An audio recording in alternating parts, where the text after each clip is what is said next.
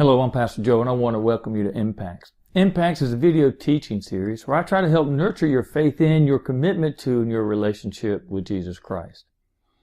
You know, as we enter this new year, many people begin by making resolutions. Resolutions are sort of like goals, trying to either change an unwanted behavior or to take on some things that are a little bit more positive in your life. And whether or not you're one that makes New Year's resolutions, I want to talk with you. I want to encourage you to take some time and make some spiritual goals. So come on, let's get started.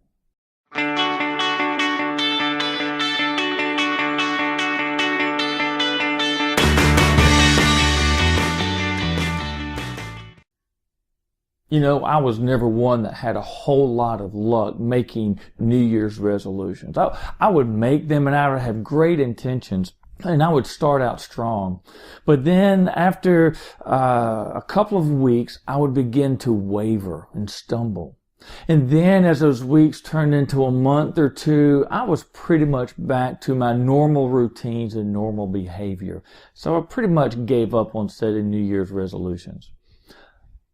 But I did, in the last handful of years, start setting some goals. Specifically, I started setting some goals for my spiritual life. Because what I realized is my walk of faith, my relationship with Jesus Christ is important. It's a priority in my life. But growing in that relationship doesn't simply happen. It doesn't happen automatically. And I realized you can't leave that to chance. So I started setting some specific goals each year that helps me to grow in my faith, to grow in my commitment and in my relationship with Jesus Christ. And so I want to share some of these ideas with you, and I want to encourage you to spend some time in your own life reflecting on where you are spiritually, where do you want to be, and then how do you get there. The first thing I would ask is, are your goals specific? Now, what I mean is, my overall goal is to grow closer to God, to be closer with Jesus Christ. And that's a good goal. But I find that's so general that it's hard to know if I'm getting there or if I'm achieving that. So I may decide that praying more regularly is going to help me to grow closer with God. Or that reading my Bible on a daily basis and spending that time in the Word of God is going to help me to grow closer to God. As a result of doing those things, I will, in fact, be growing closer to God. So make your goals specific, not general, but the more specific they are, the more likely you are to continue in pursuing them and to achieve them. The second idea is, are they measurable? Are they goals that you can tell whether you are achieving or growing in them or not? For instance, a good goal to have is, I want to attend Sunday school or worship more regularly. That's a great goal, and I would encourage you to make that part of your goals. But that's still pretty general. And so I'm better served if I say, you know, right now I'm attending worship once or twice a month. I would like to attend worship 3 times a month. Because then I can look back at my calendar. I can look and I can say, I've achieved that or I've not. So make your goals specific and make them measurable. The third thing I would encourage you to think about is, are your goals realistic? And by that, what I mean is, there's a lot of goals that are good, but they may not be very realistic for me right now. So an example might be, if I'm not currently reading regularly in my Bible, then undertaking the goal of reading through the entire Bible, Genesis through Revelation, during the next 12 months, that's a stretch. I may start off good, but I'm probably going to waver because it's taking on so much.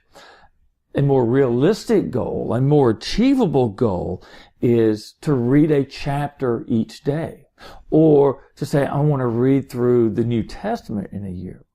So while a goal could be good, be sure that it's something that is realistic for you in your current situation. The fourth thing I would encourage you to do is have an accountability partner. Find someone that you can trust to share your spiritual goals with, so that they can help you achieve them. They can offer you encouragement. They can check with you and see how you're doing and hold you accountable. That if you say you're going to do this, they're going to help you. They're going to help keep your feet to the fire, so to speak, and help you achieve those. And so if you're wavering, you can go to them and say, "Look, I need some help." But an accountability partner can be really good in that.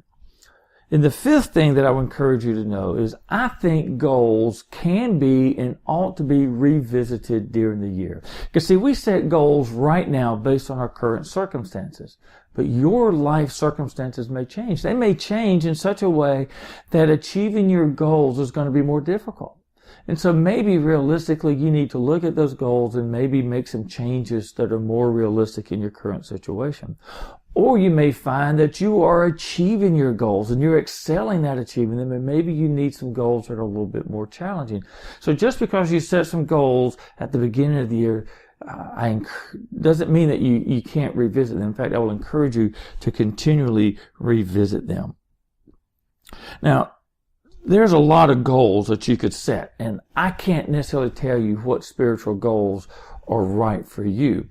Generally, there are some things that I believe all of us ought to put on our list or consider putting on our list of spiritual goals. At the end of this video, I'm going to have scrolling some goals that other people often do just to help spark some ideas. But please, I encourage you to take some time to think about where you are honestly in your spiritual life and set some goals so that you can grow in your faith. So that's my challenge to you this week, is to take a good, honest assessment of who you are and where you are in your walk of faith, and set some goals. Set some goals that are specific, that are measurable, that are realistic. Find you an accountability partner and continue to revisit those goals throughout the year.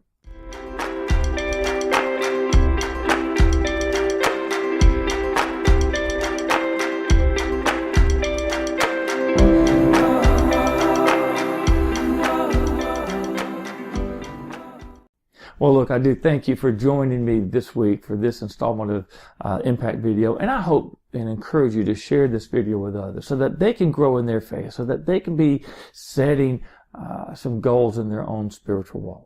I hope that you'll join me next week. If you haven't already taken the time, I hope that you'll subscribe to my YouTube channel. And when you do, there'll be an icon that you can click on so that you can receive notifications of any time I post a new video. And until we get together next week, I continue to pray that God's blessings will be with you.